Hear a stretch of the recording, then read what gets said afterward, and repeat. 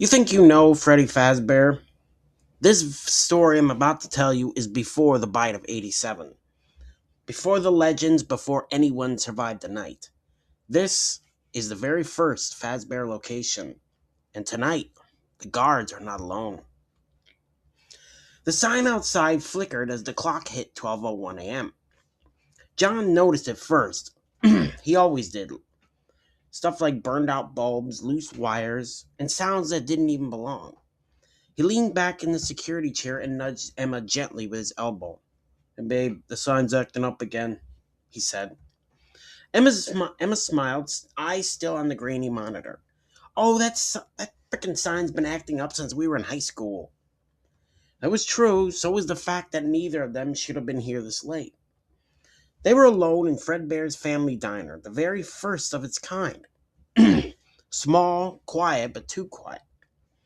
The kind of place built with optimism and cheap materials, where laughter soaked into the carpet during the day and refused to leave at night.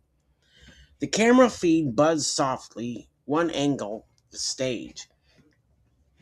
Fredbear and Bonnie stood exactly where they were supposed to, bolted to the floor, faces frozen in cheerful grins. Their paint was chipped in places, fabric worn thin from years of hugs and sticky fingers. Harmless, that's what the management said. Emma folded her arms on the desk and rested her chin on them.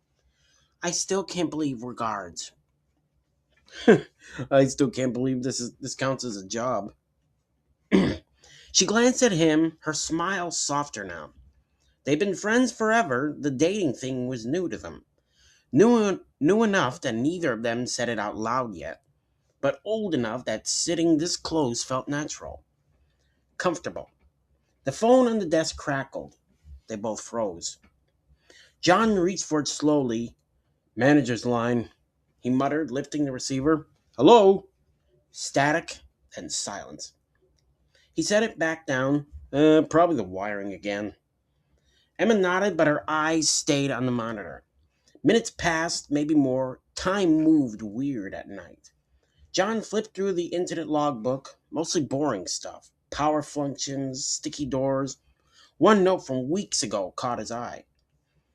"Found animatronic facing wrong direction. Reset option." He frowned. "Hey, did you reset Fazbear earlier?" "No, why?" Emma blinked. John looked up at the screen. Fredbear's head was turned slightly, just enough that his eyes weren't facing forward anymore. Just enough that it felt intentional.